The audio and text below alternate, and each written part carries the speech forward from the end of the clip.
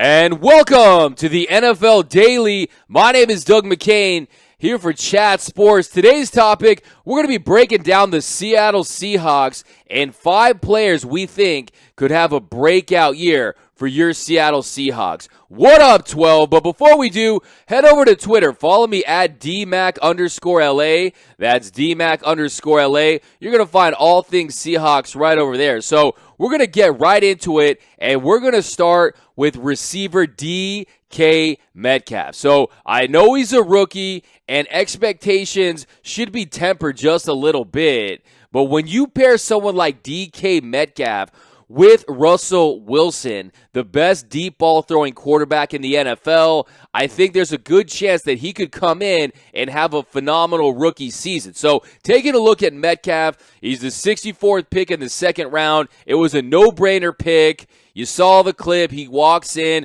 with his shirt off. Pete Carroll takes his shirt off, and it looks like right away he's coming in there, and they got a great connection with him in Seattle. So he has that freakish size and speed, that combination, 4.33 speed, 27 reps on the bench, 1% body fat, and really he's one of the all-time combine legends. But he has that strength and that elite straight line speed, and you combine that with what Russell Wilson's able to do, and you gotta like the odds of him coming in right away and having an instant impact. He can take that top off the defense, and yes, he doesn't have that route tree where he's making all the different routes and catching balls like that, but what he can do is he can go deep, and I love the way that he can accelerate once the ball's in the air. So look for Russell Wilson, who gets so much air under that ball. Right when that's in the air, Metcalf's going to switch into another gear, and I think he can have that instant impact for Seattle. So I want to know from you guys, though. Let me know right away here in these comments, how many touchdowns do you think that DK Metcalf will have as a rookie? Will he have, so most touchdowns ever for a rookie, of course, it's another freak. It's Randy Moss, the freak, Randy Moss, right? He had 17 catches his rookie year, and that's the record. That's a little too high. I don't think he's going to have 17. Randy Moss is one of a kind. But maybe something like Anquan Boldin, who had 8. Percy Harvin had 6 touchdowns in his rookie year. So let's go with 7. Will DK Metcalf have 7 or more touchdowns his rookie year? Type over for over 7. Type U for under 7. So type O for over, type U for under, 7 touchdowns for DK Metcalf. So on to number 2, we're going to go to Rashaad Penny. So selected in the second round last year, he's going to be given the opportunity to split time to become a starter in 2019. So his training camp last year was really a nightmare. He comes in, and the entire season for Penny was derailed by injury. So he really didn't have a shot to show what he did at San Diego State, where he was a prolific runner, one of the best running backs in college football, and he's got that great breakaway speed at 4.46.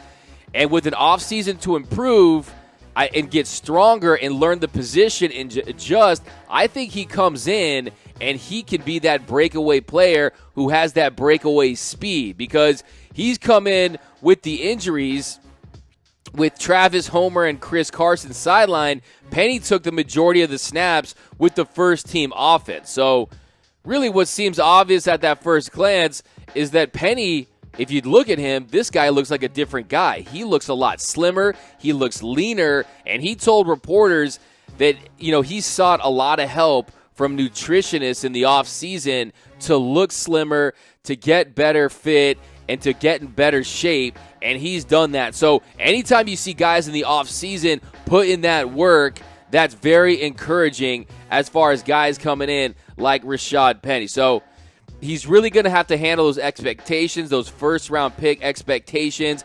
I think he can do it. He looks great. He's getting the reps in the offseason, and I think that it's going to be a breakout year. But you guys let me know in the comments, will Rashaad Penny have a 1,000-yard season?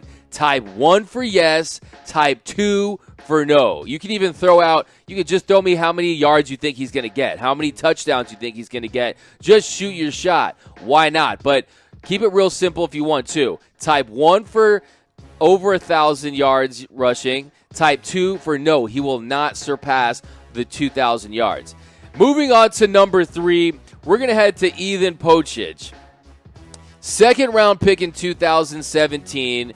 And from a physical standpoint, he's very lean. 6'6", 320, but he moves really well. That's really his gift, is his ability to move around at that size. He's got great feet. He can really move around. His only weakness really at this point in the first 2 seasons is his overall strength. So his overall strength has really been an issue. So look for him. It's his 3rd year in an NFL training program. Look for him to get bigger and stronger, and that'll allow him to really adjust and become a mainstay on that offensive line. So he's just 23 years old. He's shown flashes of being a quality NFL lineman.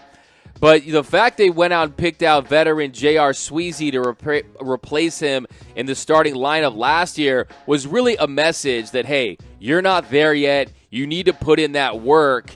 But he's going to do it. I really think that he's a guy, he's very gifted as far as his mobility, his bend, and his lateral quickness at that size. Look for him to have a much better year and for him to really assert himself on that offensive line. Next, we're going to go head to the secondary here. And we're going to talk about Shaquill Griffin. So Griffin, he looked to be a part of that rugged Seahawks cornerback profile. Those Seahawks cornerbacks that we know, the All-Pros, the Richard Shermans of the world.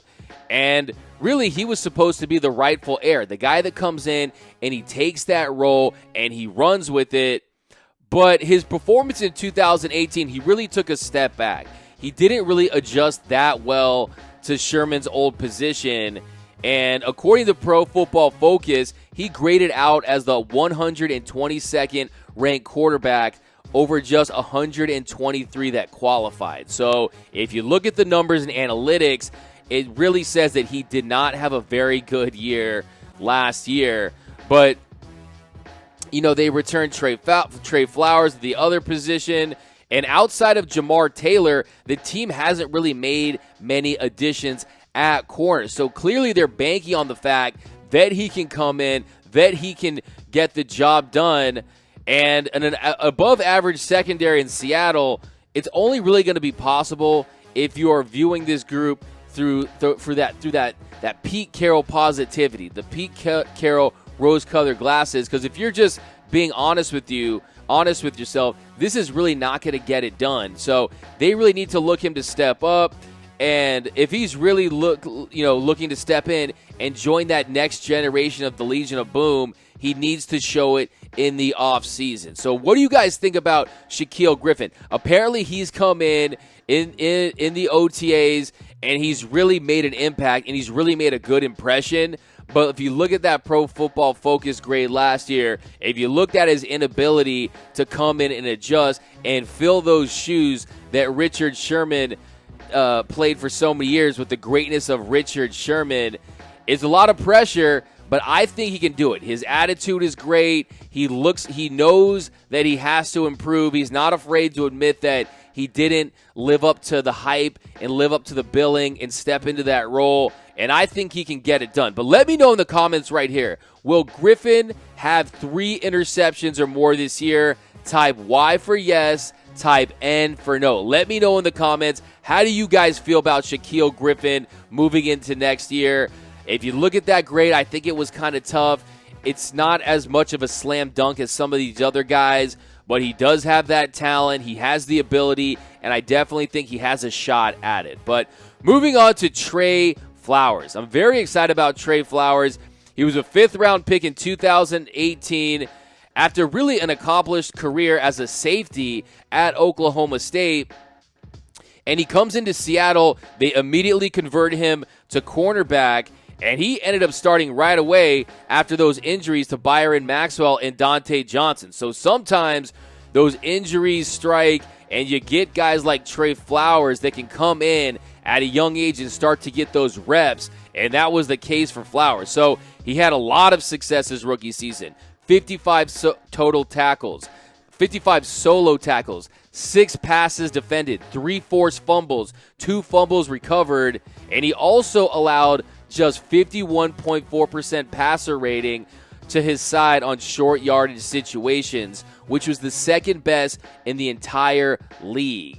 So he was getting it done. So whereas Griffin, you look at the analytics and it wasn't impressive, on the other side, Flowers was really balling beyond his years as a rookie. So same situation with him. Jamar Taylor, only addition, and they're really going to look for him to really step into that role. So with those starters, Griffin and Flower, they're really expected to go in, and they don't have really time for them to have growing pains and develop. They need them to be big-time starters right out of the gate. So look for him to be the leader. Look for him to take on that role as the leader of the Legion of Boom.